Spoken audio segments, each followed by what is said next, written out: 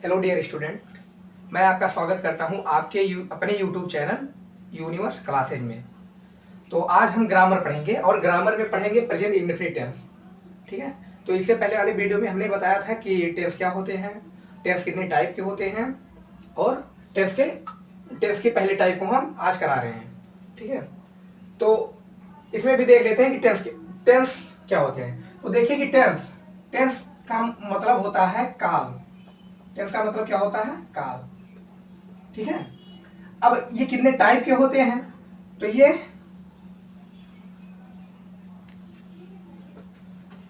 Tense के 3 type होते हैं। कौन कौन से? तो पहला प्रेजेंट टेंस है, फ्यूचर टेंस है और पास्ट टेंस है। ठीक है। तो पहला कौन सा टेंस है? Present tense. Present tense. फिर यहां पास्ट मान लेते हैं, पास्ट टेंस। Past tense. और तीसरा कौन सा है? Future tense. Future tense. इसे हम कहते हैं वर्तमान काल। वर्तमान काल। और इसे कहते हैं क्या? भूतकाल। भूतकाल। और इसे कहते हैं भविष्य काल। इसे क्या कहते हैं? भविष्य काल। वर्तमान काल का मतलब जो समय चल रहा है, भूतकाल का मतलब जो समय बीत चुका है, और भविष्य काल का मतलब जो समय आएगा। ये 3 टाइप के टेंस होते हैं। अब इनके अंतर्गत जो टेंस होते हैं, प्रेजेंट टेंस के अंतर्गत देखो, इनके अंतर्गत 4 टेंस होते हैं। पहला कौन होता है? Present indefinite. Present indefinite tense. Present indefinite tense. दूसरा क्या होता है? Present continuous tense. Present continuous tense. तीसरा क्या होता है? Present perfect tense. और फिर चौथा प्रेजेंट परफेक्ट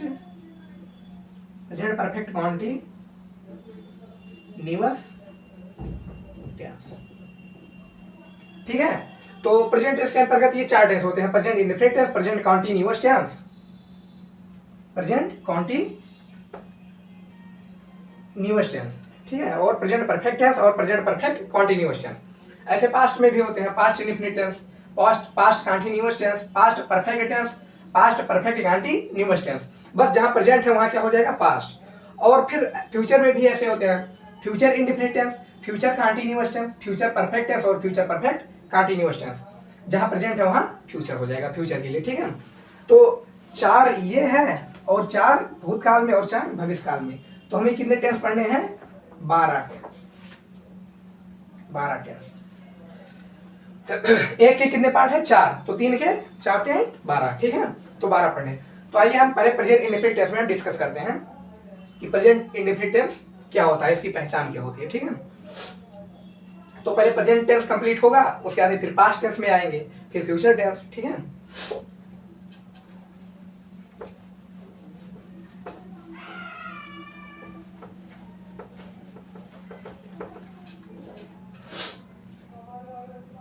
तो पहला प्रेजेंट इंडेफिनिट टेंस। ठीक है। तो प्रेजेंट इंडेफिनिट टेंस, तो सबसे पहले हम देखते हैं कि इसकी पहचान क्या है, कि प्रेजेंट इंडेफिनिट टेंस को हम कैसे पहचानते हैं। अगर कोई वाक्य लिखा है और इसका ट्रांसलेशन हमें करना हो, तो हम कैसे पहचानेंगे कि ये प्रेजेंट इंडेफिनिट टेंस है।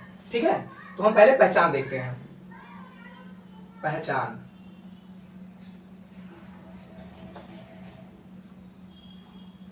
पहचान।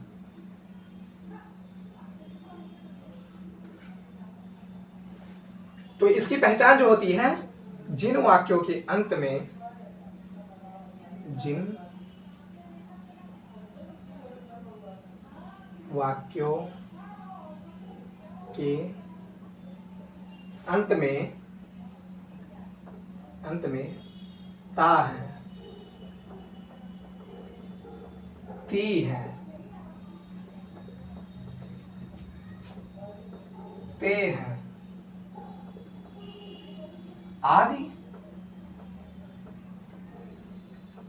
वाचक शब्द आते हैं क्या होते हैं? प्रेजेंट इंडेफिनिट कहलाते हैं। प्रेजेंट इंडेफिनिट टेंस कहलाते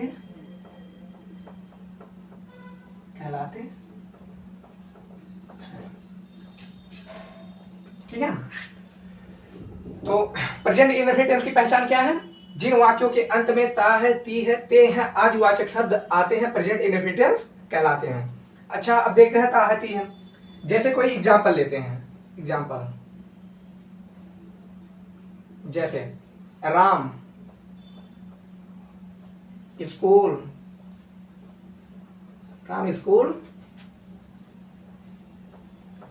जाता है। राम स्कूल जाता है। अब देखो हम इसे कैसे पहचानेंगे कि ये प्रेजेंट इंडेफिनिट टेंस है। तो अब देखो कि हमने क्या लिखा है कि जिन वाक्यों के अंत में ता है, ती है, ते हैं। अब देखो यहाँ वाक्य के अंत में देखो ता है आया कि नहीं आया? आया है ना। तो वाक्य के अंत में ता है आया, तो हम इससे पहचान लेते हैं कि ये कौन सा टेंस है? प्रेजेंट इंडेफिनिट टेंस है। ठीक है। और ठीक है, तो एक एग्जांपल और लेते हैं। जैसे राधा गाना गाती है। राधा गाना गाती है। अब देखो यहाँ वाक्य के अंत में क्या आया है? ती है। देखो आया कि नहीं? राधा गाना गाती है, वाक्य के अंत में ती है और यहाँ ता है। तो अगर ता है, ती है, ते है, यदि कोई भी वाचक शब्द आता है तो क्या होता है? प्रेजेंट इंडेफिनिट टेंस होता है। ठीक है। तो अब इसकी ट्रांसलेशन करना है हमें, मतलब इसका ट्रांसलेशन करना है। ठीक है। तो पहले हम देखेंगे कि ये सेंटेंस कौन सा है। पहले तो हम सबसे पहले चेक करेंगे कि ये टेंस कौन सा है। तो टेंस हम जब पहचानेंगे कि प्रेजेंट इंडेफिनिट टेंस है, क्योंकि इसकी पहचान हमने बता दिया है कि ता है, ती है, ते हैं आदि वाचक शब्द आए, तो कौन सा टेंस है? प्रेजेंट इंडेफिनिट टेंस है। और अब हम देखेंगे कि हम इसे मतलब इसको हम इसका ट्रांसलेशन हम कैसे करें। तो इसका ट्रांसलेशन करने के लिए सर्वप्रथम हमें देखना पड़ेगा कि ये कौन सा सेंटेंस है। ठीक है। तो ये जो टेंस होते हैं, ये 4 टाइप के इसके सेंटेंस होते हैं। जैसे पहला देखो, तो ये देखो कि पहले ये क्या है? अफर्मेटिव सेंटेंस है, यानी साधारण या सकारात्मक वाक्य है। ठीक है। अगर कहीं यही नहीं का यूज होता तो कौन सा सेंटेंस होता? नकारात्मक वाक्य होता। कहने का मतलब निगेटिव सेंटेंस होता। जैसे राम स्कूल नहीं जाता है, तो कौन सा सेंटेंस होता? Negative sentence. अगर कहीं हमें क्वेश्चन मिलता है, यानी कि प्रश्न पूछा जाता, तो वो होता इंट्रोगेटिव सेंटेंस। ठीक है ना। और जहां प्रश्न के साथ साथ निगेटिव का भी मतलब निगेटिव भी मिले तो होता है इंट्रोगेटिव एंड निगेटिव सेंटेंस। ठीक है। तो पहला हम करा रहे हैं अफर्मेटिव सेंटेंस।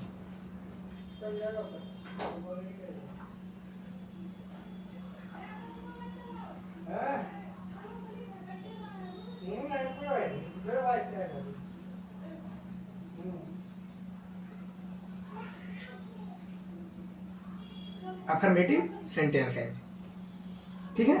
अब अफर्मेटिव सेंटेंस में देखो, अफर्मेटिव सेंटेंस में हम डायरेक्ट रूल लिखते हैं। पहले रूल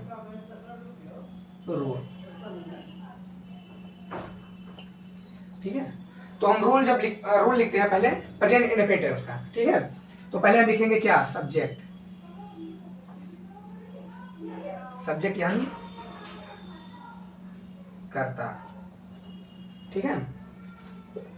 प्लस वर्ब के फर्स्ट फॉर्म में V1 में S या ES। ठीक है ना।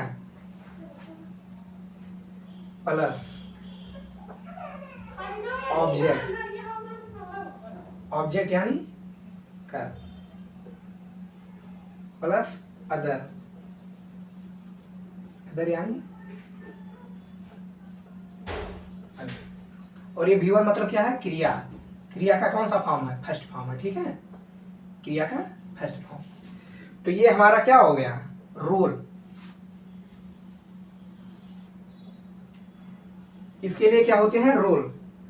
अगर हम रूल के अकॉर्डिंग चलते हैं तो हमारा सेंटेंस जो है वो हमेशा सही ही होगा। ठीक है। तो अफर्मेटिव सेंटेंस। अब अफर्मेटिव सेंटेंस का रूल क्या है? सब्जेक्ट यानी कर्ता, वर यानी क्रिया के फर्स्ट फॉर्म में यस या ईएस लगाएंगे। फिर ऑब्जेक्ट यानी कर्म, और प्लस क्या है, अन्य, अन्य यानी जो बचा हो उसके बाद, ठीक है। तो अब यहां फिर नीचे लिखे नोट, नोट में यही लिखवाना है कि यदि, देखो, यदि सब्जेक्ट जो है सिंगुलर हो, यदि सब्जेक्ट सिंगुलर हो, यदि सब्जेक्ट यानी कर्ता एक वचन हो, सिंगुलर, तो हम क्रिया में क्या लगाएंगे, यस या ईएस लगाएंगे, ठीक है। फिर से बता रहे हैं, यदि कर्ता या सब्जेक्ट सिंगुलर हो तो हम वर्ब यानी क्रिया में यस या ईएस का यूज करेंगे, ठीक है। और यदि कर्ता प्लूरल यानी बहुवचन हो तो हम क्रिया में यस या ईएस का यूज नहीं करेंगे। अच्छा, अब हम ये जानते हैं कि ये जब कर्ता एक वचन में होता है तो हम क्रिया में यस या यस का यूज क्यों करते हैं, ठीक है। तो आइए हम इस क्यों का जवाब दें, ठीक है।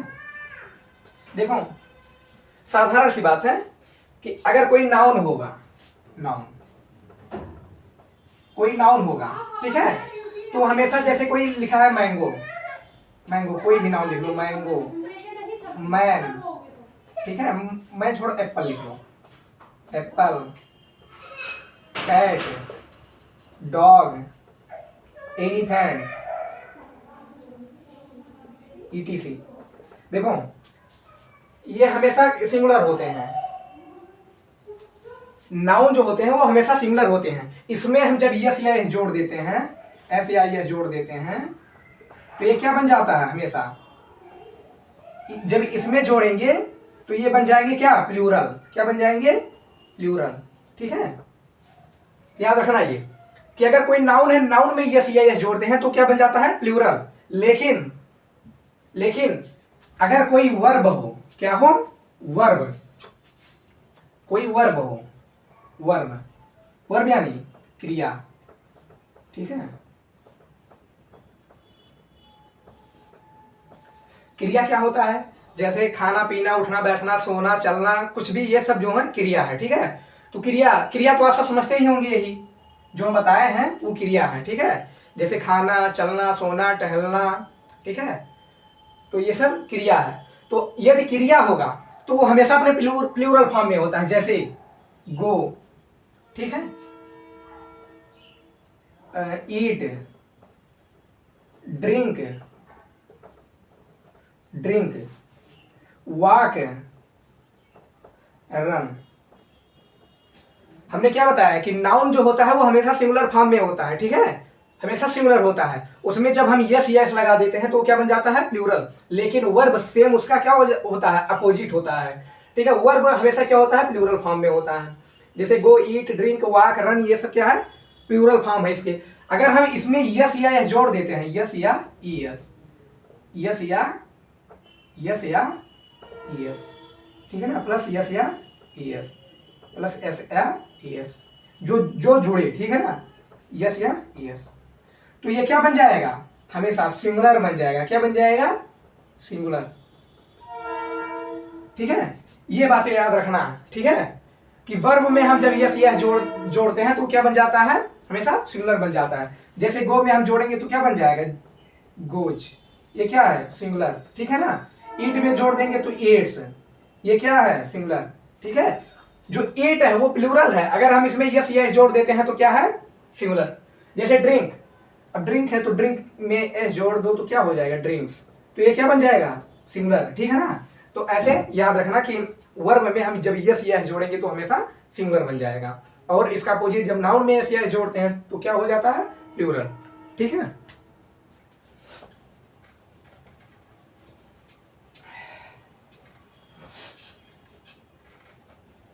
ठीक है, अब देखते हैं कि रूल पे आते हैं। तो पहले हम लिखवा दें नोट कि अगर यदि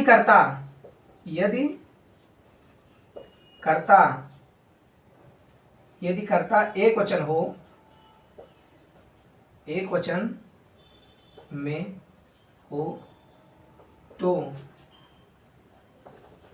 क्रिया में एस या यस जोड़ देते हैं, ठीक है ना। और बहुवचन की स्थिति में बहुवचन यानी कर्ता, की स्थिति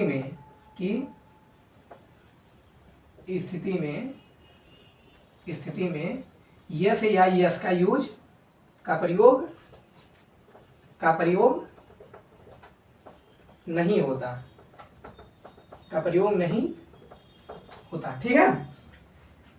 तो यदि कर्ता एक वचन में है तो क्रिया में यस या यस जोड़ देते हैं, और यदि बहुवचन है कर्ता तो हम उस स्थिति में यस या यस का प्रयोग नहीं करते हैं। अच्छा, क्यों का जवाब भी मिल गया आपके कि यदि कर्ता एक वचन में है तो हम इसमें यस या यस का प्रयोग क्यों करेंगे, क्योंकि कर्ता तो एक वचन है ही, सिंगुलर है ही। तो अगर कर्ता यदि हम सिंगुलर है तो हम इसे भी सिंगुलर लेंगे, अपनी क्रिया को भी सिंगुलर लेंगे। तो ये जो क्रिया होता है वर्ब, ये हमेशा क्या होता है, प्लूरल फॉर्म में होता है। तो हम इसे सिंगुलर बनाने के लिए यस या यस का यूज करते हैं, ठीक है। तो अब देखो कर्ता क्या है। अब कर्ता यानी कि कोई नाम हो, जैसे राम श्याम, वाह या कुछ भी, जैसे कोई किसी नाम से जब वाह के जहां से स्टार्ट होता है, जैसे राम, ये क्या है, कर्ता। राधा, ये क्या है, कर्ता, ठीक है। और क्रिया क्या है, क्रिया देखो, क्रिया क्या है, स्कूल। और गाना, ये क्या है, क्रिया है। इसमें क्रिया क्या है, स्कूल है, और इसमें क्रिया क्या है, गाना। कर्म क्या है, गलती होगी, गलती यह है कि क्रिया इसमें स्कूल नहीं होगा और ना इसमें ये गाना होगा, ठीक है ना। क्रिया इसमें होगा जाना, ठीक है। इसमें क्रिया क्या होगा, जाना, ठीक है। और इसमें क्रिया क्या होगा, गाती है, ठीक है। क्रिया इसमें क्या होगा, गाती है, ठीक है। ये क्या हो गया, राम करता, इसमें राम करता और इसमें राधा करता, ठीक है। क्रिया इसमें क्या हो गया, जाना, ठीक है। और इसमें क्रिया क्या हो गया, गाना, ठीक है। अभी हम पहले बताए थे कुछ देर में कि जैसे खाना पीना, उड़ना बैठना, चलना, गाना, सोना, कुछ ये सब क्या है, क्रिया है, ठीक है। तो ये क्रिया है और कर्म है, ये स्कूल क्या है, कर्म है, और ये गाना क्या है, कर्म है। जैसे क्या गा रही है, गाना, और कहा जाता है, स्कूल, तो ये क्या और कहाँ है, तो ये क्या है, कर्म है, ठीक है। तो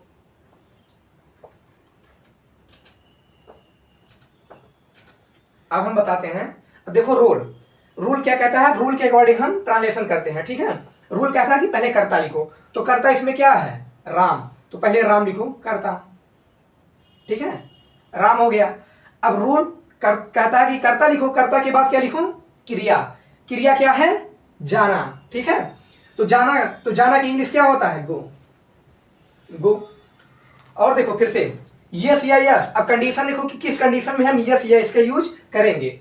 तो देखो राम क्या है, राम एक कर्ता है, और कर्ता किस फॉर्म में है, मतलब सिंगुलर है, प्लूरल है। देखो, तो ये सिंगुलर है, प्लूरल राम, तो राम सिंगुलर है।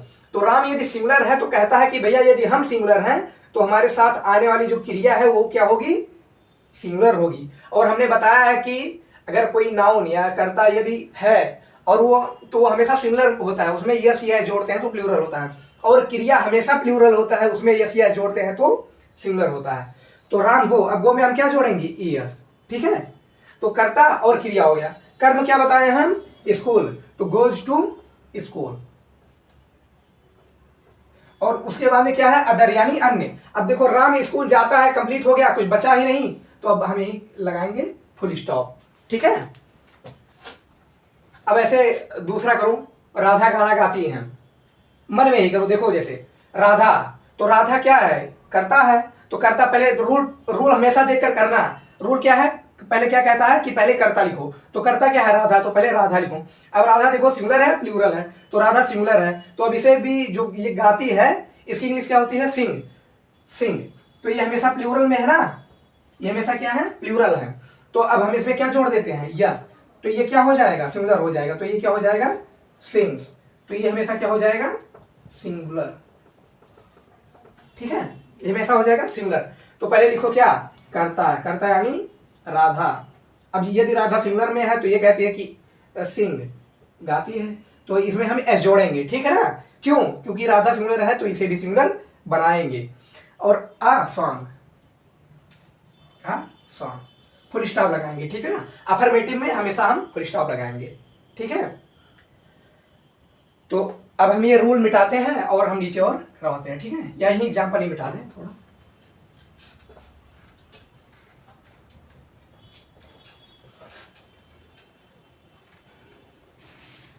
जैसे एक और करो, वे प्रतिदिन प्रतिदिन मैदान में क्रिकेट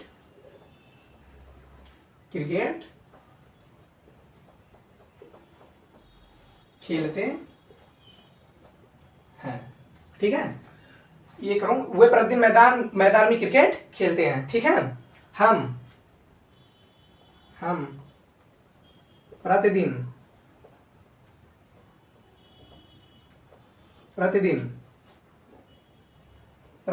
स्कूल जाते हैं। ठीक है, ये दोनों करो। देखो सेंटेंस थोड़ा बड़ा देखकर डरना नहीं है। ठीक है, हम हमेशा क्या करेंगे, अपने रूल के अकॉर्डिंग चलेंगे। अगर कोई भी काम अपने रूल और अनुशासन यानी डिसिप्लिन, अगर रूल और डिसिप्लिन के साथ में हम करते हैं तो मतलब डिफिकल्ट कुछ नहीं होता। ठीक है, बस हमें क्या करना है, अपना रूल और डिसिप्लिन मेंटेन रखना है। तो देखो पहले हमारा रूल क्या कहता है कि पहले क्या करो, कर्ता। अच्छा, पहले ये भी ध्यान रखना कि सबसे पहले हम देखेंगे क्या, टेंस कौन सा है। ठीक है, अब देखो कि ते है, आया है कि नहीं, ते है कि नहीं, प्रेजेंट इंडेफिनिट टेंस की पहचान के लिए। अब ये भी देखो यहाँ भी ते है, तो है कि नहीं प्रेजेंट इंडेफिनिट टेंस। तो पहले हम पहला नंबर यही करेंगे कि हम देखेंगे टेंस कौन सा है। फिर दूसरा नंबर क्या करेंगे कि देखेंगे कि ये कौन सा सेंटेंस है, अफर्मेटिव सेंटेंस है कि निगेटिव सेंटेंस है कि इंट्रोगेटिव सेंटेंस है। ठीक है, तो सेंटेंस की पहचान करना तो आता ही होगा आप सबको। ठीक है, अगर नहीं का यूज मिलता है तो निगेटिव सेंटेंस है, अगर वाक्य क्या से मतलब प्रश्न पूछा जा रहा हो कहीं तो वो इंट्रोगेटिव है, नहीं तो ये हमेशा अफर्मेटिव सेंटेंस ही है। ठीक है, तो पहले हम क्या देखेंगे कि टेंस कौन सा है, फिर देखेंगे सेंटेंस कौन सा है। ठीक है, उस सेंटेंस के अकॉर्डिंग हम रूल का यूज करेंगे और ट्रांसलेशन कर देंगे। तो हम देखेंगे कि कौन सा सेंटेंस है, अफर्मेटिव सेंटेंस है। ठीक है, तो अफर्मेटिव सेंटेंस का रूल नीचे लिखा है कि पहले क्या लिखो, कर्ता। तो पहले क्या लिखेंगे, कर्ता। अब देखो ये कर्ता यहाँ है, वे यानी कई नाम है, जैसे कि कई नाम, जैसे रोहन, मोहन, सोहन, अगर 3 लोग हैं तो तीनों प्रतिदिन मैदान में क्रिकेट खेलते हैं तो उनकी जगह क्या हो गया, वे। ठीक है, तो ये नाम जो है ये क्या है, कर्ता है।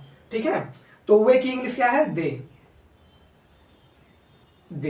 ठीक है, अब देखो कर्ता हो गया, उसके बाद हम क्या ढूंढेंगे, क्रिया यानी वर्ब। ठीक है, वर्ब क्या है, खेलना उनका क्या है, वर्ब। अब खेलना की इंग्लिश क्या होता है, प्ले। अब देखो कि इसमें यस या यस हम लगाएंगे कि नहीं, कंडीशन देखते हैं। ठीक है, क्रिया में यस या यस नहीं लगाएंगे। अब देखो कर्ता ये एक वचन है या बहुवचन है, तो ये आप कहोगे कि कर्ता बहुवचन है, वे यानी बहुवचन। ठीक है, तो हम इसमें यस या यस का यूज नहीं करेंगे। तो दे प्ले। ठीक है, तो कर्ता हो गया, क्रिया हो गया, यस भी कंप्लीट। अब हम आते हैं कर्म। अब हमारा कर्म क्या है, तो देखो पहले कर्ता हो गया, क्रिया हो गया, कर्म क्या है, क्रिकेट है। कर्म क्या है, क्रिकेट। तो दे प्ले क्रिकेट। ठीक है, उसके बाद में क्या बचा, अदर यानी अन्य क्या बचा है, देखो प्रतिदिन मैदान में। एक बात याद रखना कि अगर कर्ता हो जाए, क्रिया हो जाए, कर्म हो जाए और जो बचे, ठीक है ना, जहां से छूटा है कर्म के बाद ऐसे उल्टा चले आना, ऐसे लेकर के करते ऐसे उल्टा। ठीक है, उल्टा। अब जैसे देखो दे प्ले क्रिकेट, अब देखो मेक इंग्लिश क्या है, इन मैदान की, the field, in the field या ग्राउंड जो भी लिख दो। ठीक है ना, इन द फील्ड, चाहे डेली लिखो चाहे एवरी डे लिखो, चाहे डेली लिखो चाहे डेली लिखो या एवरी डे लिखो, एवरी डे। ठीक है ना, एक मिनट बाबू, एवरी डे। ठीक है, तो अब देखो हमने क्या बताया कि अगर जहां अन्य बचे और देखो तो क्रिकेट यानी कर्म है, तो कर्म के बाद हम इधर उल्टा आते हैं। ठीक है ना, ऐसे करते हुए उसका इंग्लिश ऐसे लिखते हुए चले आते हैं। मेक इंग्लिश क्या है, इन, फिर फील्ड की मैदान मतलब द फील्ड। ठीक है, प्रतिदिन डेली लिखो चाहे एवरी डे लिखो, लास्ट में अगर अफर्मेटिव सेंटेंस है तो हम क्या लगाएंगे, फुल स्टॉप। ठीक है, अब ऐसे ये भी कर लो भैया, देखो कि पहले टेंस तो यानी जाते हैं, तो यानी कि ये प्रेजेंट इंडेफिनिट टेंस है। अब इसमें देखते हैं कि कौन सा सेंटेंस है, तो अफर्मेटिव सेंटेंस है। ठीक है, अफर्मेटिव सेंटेंस का हम देखते हैं रूल, तो रूल कहता है कि पहले कर्ता लिखो, तो कर्ता हम लिख लेते हैं बी यानी हम। ठीक है ना, फिर कहता है क्रिया लिखो, क्रिया क्या हो गया, जाना, तो गो। अब कहता है यस या यस लगाओ, तो कंडीशन है कि हम क्यों लगाएंगे। तो क्यों का मतलब हम बताते हैं कि अगर कर्ता हमारा एक वचन में है तो हम क्रिया में यस यस लगाएंगे, अगर कर्ता हमारा बहुवचन यानी प्लूरल में है तो हम क्रिया में यस यस का यूज नहीं करेंगे। अब देखो कर्ता हमारा क्या है, प्लूरल है, प्लूरल यानी बहुवचन है, तो इसलिए हम क्रिया में यस यस का यूज नहीं करेंगे। ठीक है, अब बी हो गया, गो हो गया, यानी कर्ता हो गया, क्रिया हो गया, ऑब्जेक्ट यानी कर्म क्या है, स्कूल, तो बी गो टू स्कूल। उसके बाद जो बच जाए तो स्कूल के बाद क्या बचा है, प्रतिदिन, तो डेली लिखो चाहे या एवरीडे लिखो।